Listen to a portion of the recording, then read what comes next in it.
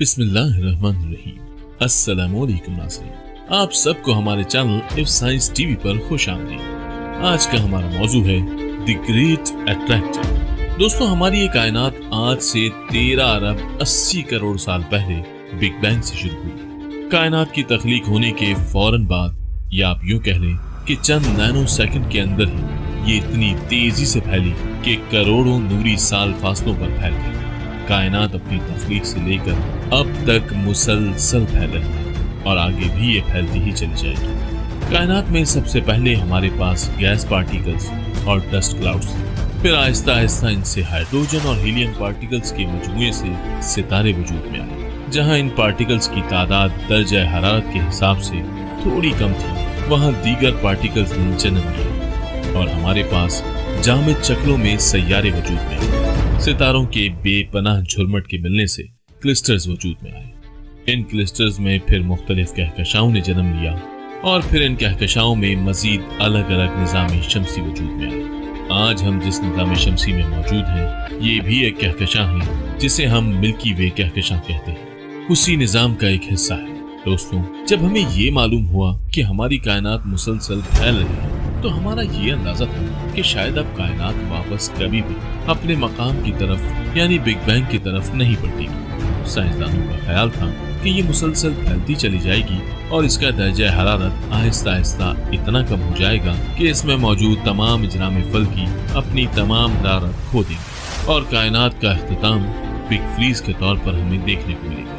लेकिन जहां कायनात का इख्तिताम बिग फ्रीज से मुमकिन है, वहीं चंद और बड़ी वजूहात में एक वजह बिग रैप भी है। बिग रैप का मतलब ये है कि जैसे कायनात बिग बैंग से शुरू हुई और फैलती चली गई, हो सकता है कि किसी रोज ये वापस बिग बैंग की तरफ जाना स्टार्ट कर दे और कायनात का तमाम मादा एक नुक्ते की तरफ खिंचता चला जाए। इस बात का सबूत हमें हमारे आज के टॉपिक एक्टर में नजर आता है। जैसा कि हम पहले भी बयान कर चुके हैं कि साइंसदानों का ये ख्याल था कि कायनात मुसलसल फैलती जा रही है और कोई जिस्म किसी दूसरे की तरफ खींचने के बजाय मुसलसल फैलता चला जा रहा है। लेकिन हाल ही में ये बात सामने आई है कि जिस तरह हमारी जमीन सूरज की कशिश की वजह से उसके गिर्द चक्कर लगाती है, बिल्कुल इसी तरह हमारा निज़ाम शमसी हमारे मिल्की वे कहकशां के गिर्द, जिसे हम गैलेक्टिक सेंटर कहते हैं, उसके गिर्द चक्कर लगाता है। ये सारा अमल कशिश सकल की वजह से मुमकिन होता है। लेकिन जिस तरह हमारे निज़ाम शमसी पर हमारे गैलेक्टिक सेंटर की कशिश सकल अमल कर रही है और इसे अपनी जानिब खींच के रखे हुए है, बिल्कुल इसी तरह हमारे मिल्की वे कहकशां पर भी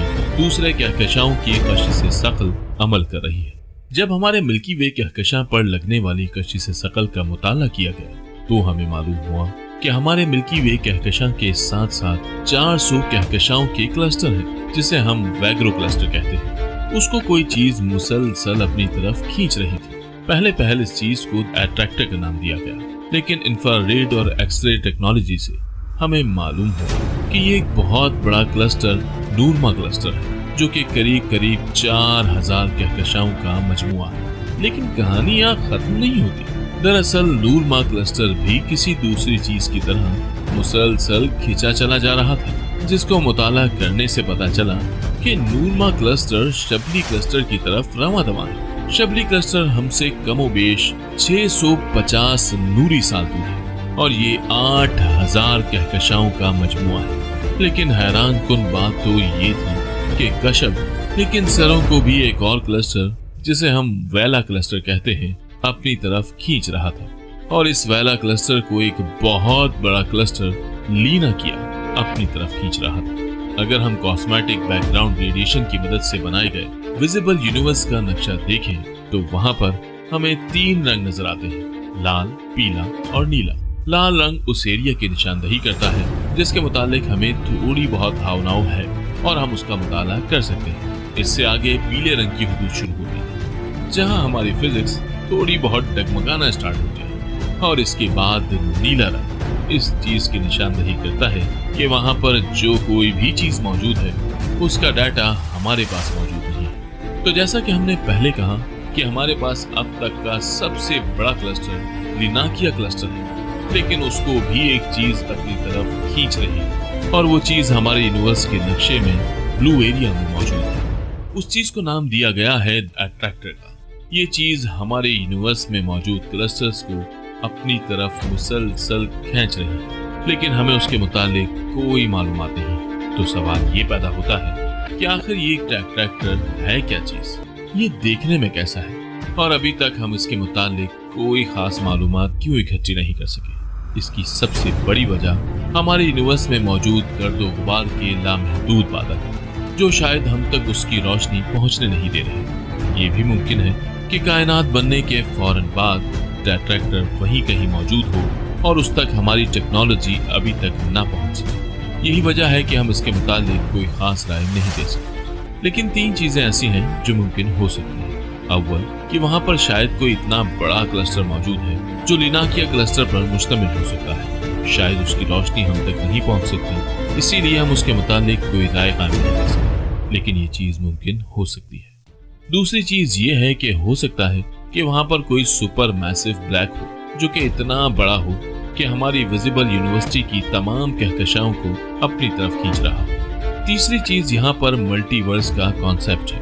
एंड मुमकिन है कि हमारी कायनात की तरह और भी बहुत सी कायनातें हों और किसी एक मखसूस कायनात की कशी से सकल हमारी कायनात पर इस कदर हावी हो रही हो कि वो हमारी कायनात के तमाम क्लस्टर्स को अपनी तरफ खींच रही हो। ये तमाम चीजें टेक्नोलॉजी की एंडोर्समेंट के साथ ही मुमकिन है, लेकिन हमारे लिए अच्छी बात यह है कि इंसानी जिंदगी पर इसके असरात ना होने के बराबर है, क्योंकि इस मुसलसल फैलती कायनात में जब कभी बिग रैप सी हालत आएगी तब हो सकता है कि इंसानों की एडवांस सिविलाइजेशन उसका हल तलाश कर ले। तो ये तो हमारा आज का दिलचस्प मौजूद। हम उम्मीद करते हैं कि हमारी आज की ये वीडियो आपको पसंद आई। पसंद आए तो वीडियो को लाइक कीजिए, शेयर कीजिए और कमेंट बॉक्स में भी हमें सपोर्ट करें।